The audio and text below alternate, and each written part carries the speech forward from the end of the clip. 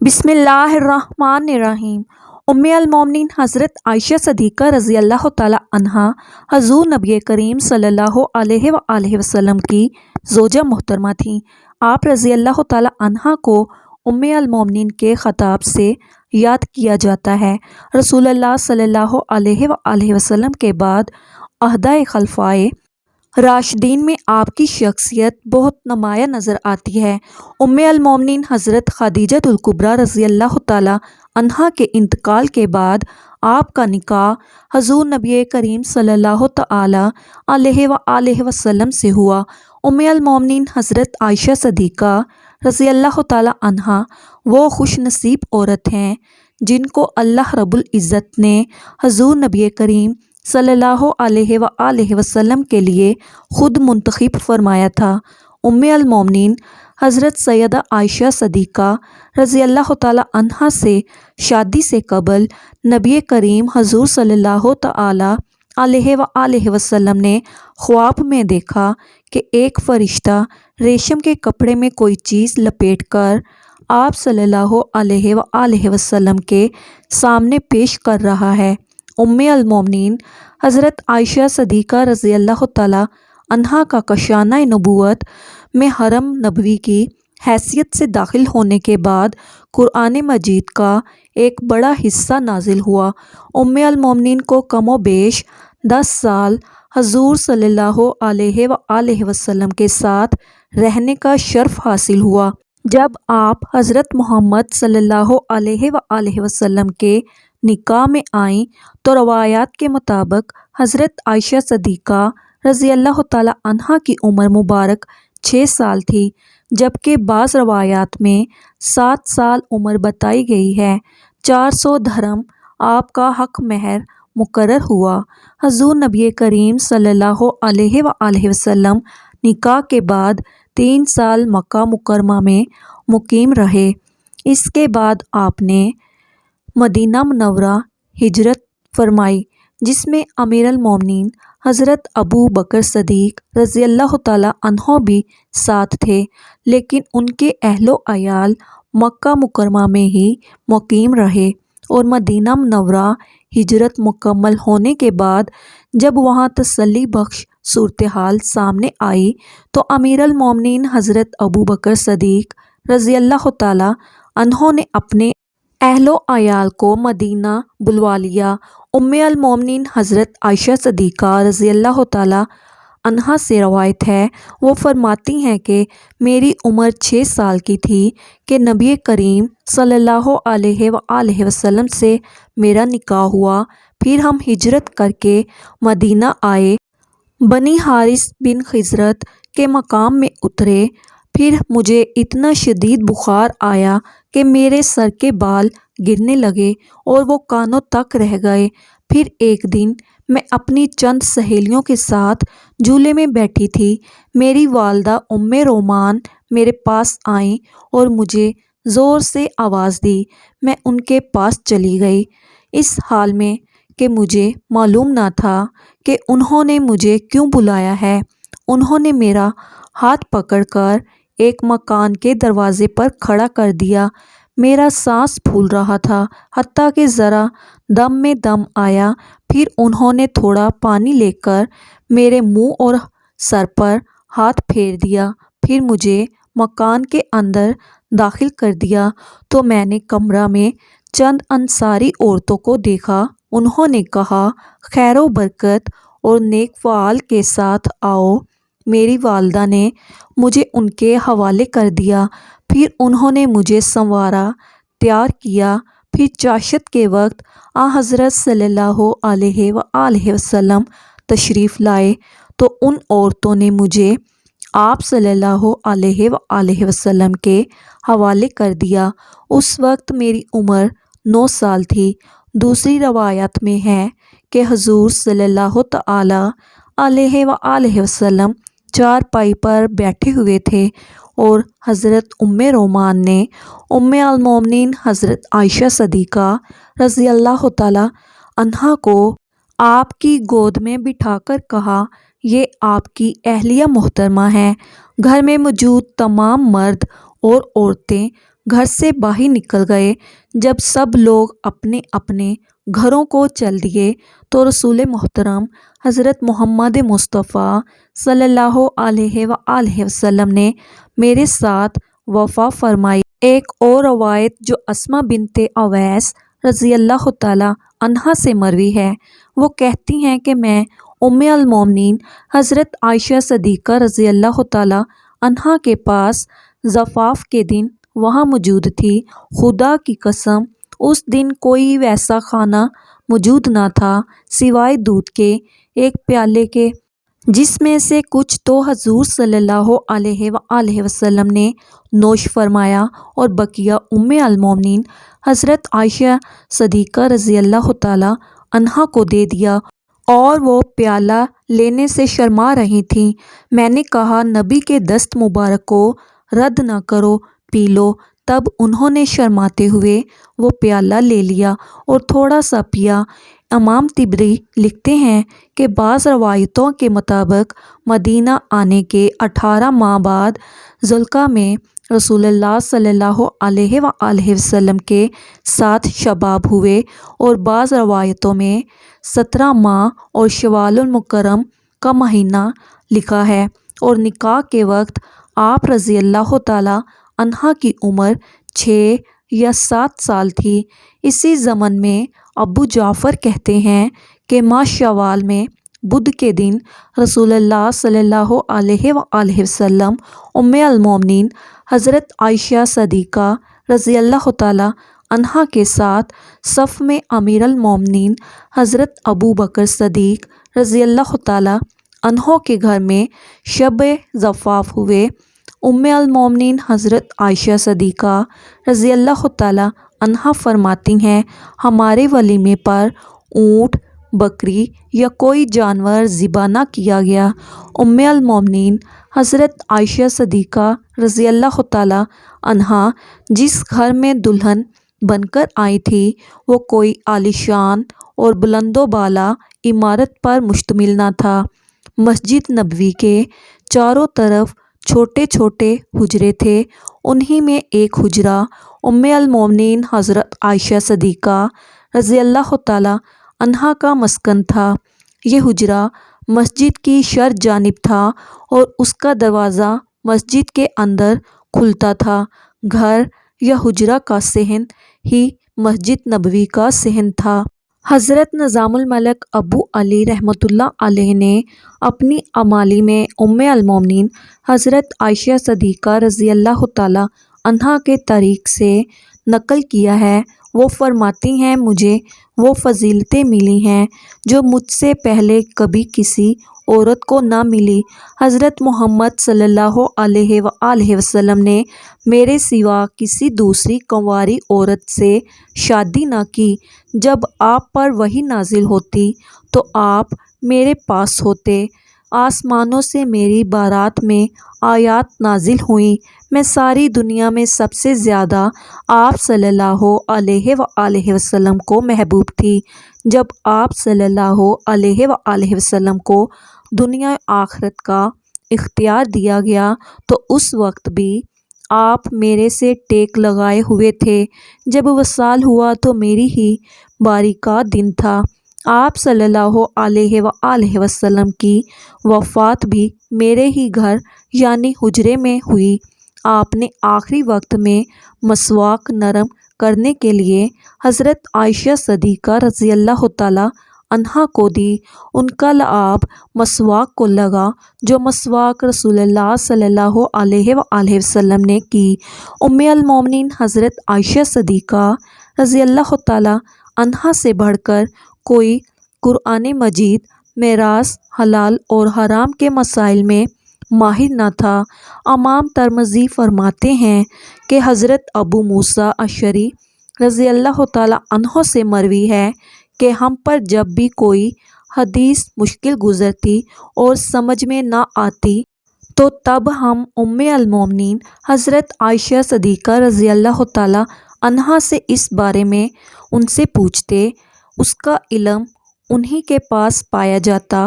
حضرت عائشہ صدیقہ رضی اللہ تعالیٰ عنہا صرف 18 سال کی عمر میں بیوہ ہو گئیں۔ حضرت عائشہ صدیقہ رضی اللہ تعالی عنہا نے حضرت صلی اللہ علیہ وآلہ وسلم کے ساتھ 9 برس تک زندگی بسر کی۔ 9 سال کی عمر میں وہ آپ صلی اللہ علیہ وآلہ وسلم کے پاس آئیں، اور جب حضرت صلی اللہ علیہ وآلہ وسلم نے انتقال فرمایا تو ان کی عمر 18 برس تھی۔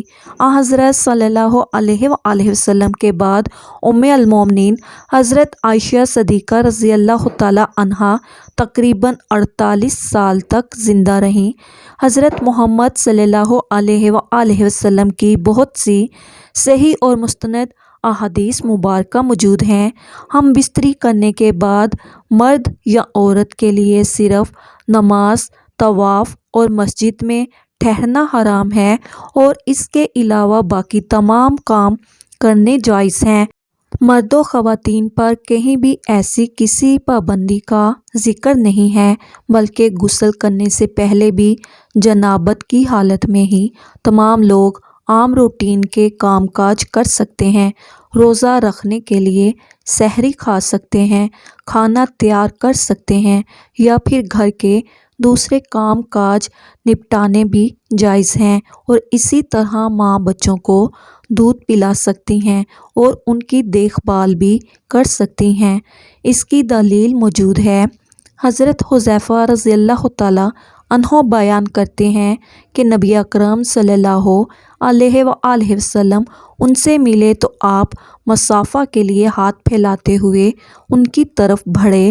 حضرت حذیفہ رضی اللہ تعالی عنہ نے کہا، میں جنبی ہوں۔ اس پر آپ صلی اللہ علیہ وآلہ وسلم نے فرمایا، مسلمان نجس نہیں ہوتا۔ اس طرح کی ایک حدیث پاک بخاری شریف کی حدیث نمبر 283 ہے، جس میں حضرت ابو ہریرہ رضی اللہ تعالی عنہ فرماتے ہیں کہ ایک دفعہ میں حالت جنابت میں ہونے کی وجہ سے حضور نبی کریم صلی اللہ علیہ وآلہ وسلم کے سامنے ہونے کے باوجود بھی ان سے نہ ملا، جس پر حضور اکرم صلی اللہ علیہ وآلہ وسلم نے فرمایا کہ مسلمان ہرگز ناپاک نہیں ہوتا۔ حافظ ابن حجر رحمۃ اللہ فتح الباری 391 میں کہتے ہیں، اس حدیث میں اس بات کا جواز پایا جاتا ہے کہ غسل جنابت کو اس کے واجب ہونے کے اول وقت میں تاخیر کی جا سکتی ہے، اور اس کا بھی جواز ہے کہ جنبی شخص اپنی ضروریات پوری کر سکتا ہے۔ ام المومنین حضرت عائشہ صدیقہ رضی اللہ تعالی عنہا کہتی ہیں کہ رسول اللہ صلی اللہ علیہ وآلہ وسلم جنبی ہوتے اور پانی چھوئے بغیر سو جاتے، پھر اس کے بعد اٹھتے اور غسل فرماتے۔ کسی نے ام المومنین حضرت عائشہ صدیقہ رضی اللہ تعالی عنہا سے سوال کیا کہ اے عائشہ رضی اللہ تعالی عنہا، حضرت محمد صلی اللہ علیہ وآلہ وسلم ہم بستری کر کے نہا لیا کرتے تھے یا ویسے ہی سو جایا کرتے تھے؟ ام المومنین حضرت عائشہ صدیقہ رضی اللہ تعالی عنہا فرماتی ہیں کہ نبی اکرم صلی اللہ علیہ وآلہ وسلم ہم بستری کر کے ویسے ہی سو جایا کرتے تھے۔ جب مؤذن رسول فجر کی اذان دینے کے لیے آتا تھا تو حضرت محمد صلی اللہ علیہ وآلہ وسلم غسل کر کے جسم کو خشک کرنے کے بغیر ہی مسجد میں تشریف لے جاتے اور نماز فجر کی جماعت کرواتے، اور میں گھر میں آپ صلی اللہ علیہ وآلہ وسلم کی آواز سنتی رہتی تھی۔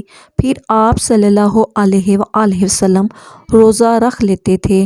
کسی نے حضرت عامر رضی اللہ تعالی عنہ سے پوچھا، کیا یہ روزوں کے مہینے میں ہی ایسا ہوتا تھا کہ عام معمول میں یہی ہوا کرتا تھا؟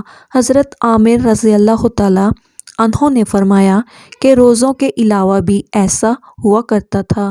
ام المومنین حضرت عائشہ صدیقہ رضی اللہ تعالی عنہا سے مروی ہے کہ آپ صلی اللہ علیہ وآلہ وسلم ہم بستری کرنے کے بعد سونے سے پہلے غسل کرتے تھے المومنین حضرت عائشہ صدیقہ رضی اللہ تعالیٰ عنہا جنابت کی حالت میں جب سونا چاہتی تو آپ رضی اللہ تعالیٰ عنہا اپنی شرمگاہ کو دھوتے اور نماز جیسا وضو کرتی تھی۔ رسول اللہ صلی اللہ علیہ وآلہ وسلم نے سونے سے پہلے وضو کرنے اور اپنی شرمگاہ کو دھونے کا حکم دیا تھا۔ حضرت عمر بن خطاب رضی اللہ تعالیٰ عنہ کا نامی اسم گرامی سر فرصت ہے۔ آپ رضی اللہ تعالیٰ عنہ آسمان عدالت و شجاعت پر آفتاب بن کر چمکے۔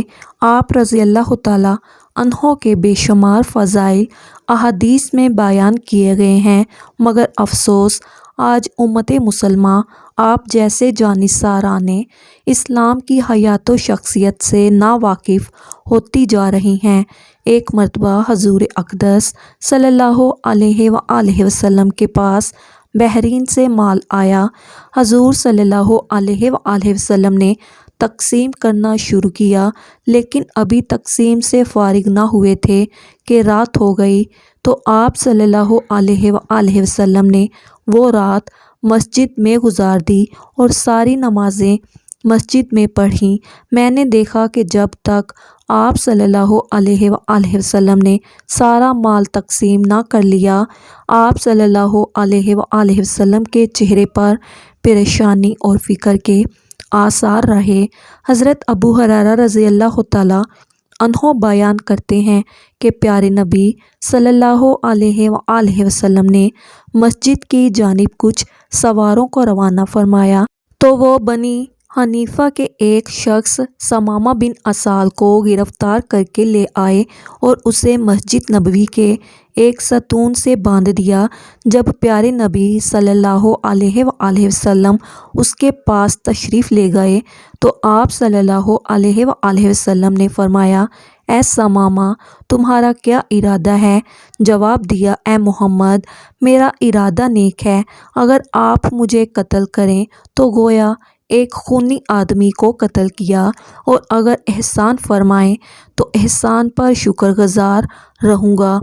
اگر آپ مال و دولت چاہتے ہیں تو جتنا چاہیں لے سکتے ہیں۔ نبی کریم صلی اللہ علیہ وآلہ وسلم نے جواب نہ دیا اور واپس تشریف لے گئے۔ جب دوسرا روز ہوا تو آپ صلی اللہ علیہ وآلہ وسلم نے پھر فرمایا، اے ثمامہ، کیا ارادہ ہے؟ اس نے وہی جواب دیا جو پہلے دے چکا تھا کہ اگر احسان فرمائے تو ایک شکر گزار بندے پر احسان ہوگا۔ آپ صلی اللہ علیہ وآلہ وسلم اسے دوبارہ چھوڑ کر چلے گئے اور اگلے روز پھر فرمایا، اے ثمامہ، کیا خیال ہے؟ کہنے لگا کہ مجھے جو کہنا تھا کہہ چکا ہوں۔ آپ صلی اللہ علیہ وآلہ وسلم نے حکم دیا کہ ثمامہ کو چھوڑ دو۔ ثمامہ رضی اللہ تعالیٰ عنہ نبی رحمت صلی اللہ علیہ وآلہ وسلم کے اس حسن اخلاق سے اتنا متاثر ہوا کہ وہ وہاں سے چلا اور مسجد کے قریب ایک باغ میں جا کر غسل کر کے مسجد نبوی میں آیا اور کلمہ پڑھ کر مسلمان ہو گیا اور کہنے لگا، میں گواہی دیتا ہوں کہ اللہ تعالیٰ کے سوا کوئی عبادت کے لائق نہیں، اور محمد صلی اللہ علیہ وآلہ وسلم اللہ تعالیٰ کے سچے رسول ہیں۔ اے محمد، خدا کی قسم، مجھے روئے زمین پر کسی سے اتنی نفرت نہیں تھی جتنی آپ سے تھی، لیکن آج مجھے آپ کا چہرہ سب چہروں سے زیادہ محبوب ہو گیا ہے۔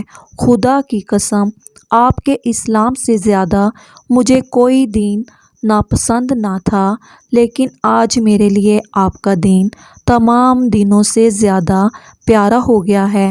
خدا کی قسم، مجھے آپ کے شہر سے زیادہ ناپسند کوئی شہر نہ تھا، لیکن آج میری نظروں میں آپ کا شہر تمام شہروں سے زیادہ پیارا ہے۔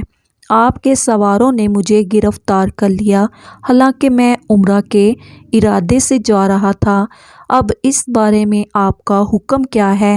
حضور نبی کریم صلی اللہ علیہ وآلہ وسلم نے فرمایا، ہم نے اسے بشارت دی اور فرمایا کہ وہ عمرہ کرے۔ جب وہ مکہ مکرمہ میں پہنچا تو کسی نے اس سے کہا، کیا تم بے دین ہو گئے ہو؟ جواب دیا، نہیں، بلکہ میں تو محمد مصطفیٰ صلی اللہ علیہ وآلہ وسلم کے دست اقدس پر مسلمان ہو گیا ہوں۔ خدا کی قسم، اب تمہارے پاس پیارے نبی صلی اللہ علیہ وآلہ وسلم کی اجازت کے بغیر میرے شہر یمامہ سے گیہوں کا ایک دانہ بھی نہیں پہنچے گا۔ ایک دفعہ کا ذکر ہے کہ نبی کریم صلی اللہ علیہ وآلہ وسلم اپنے گھر میں جلوہ فرما تھے۔ اسی دوران ایک سوالی آیا اور آ کر عرض کرنے لگا، یا رسول اللہ صلی اللہ علیہ وآلہ وسلم، میں فقیر آدمی ہوں، میرے بہت سے بال بچے ہیں، اللہ تعالیٰ کے لیے مجھے کوئی چیز عنایت کریں جسے میں اپنے بال بچوں کے لیے گھر لے جا سکوں۔ نبی کریم صلی اللہ علیہ وآلہ وسلم نے اپنی زوجہ محترمہ حضرت عائشہ صدیقہ رضی اللہ تعالیٰ عنہا سے فرمایا، عائشہ، دیکھو گھر میں کوئی چیز ہے تو اس سوالی کو دے دو۔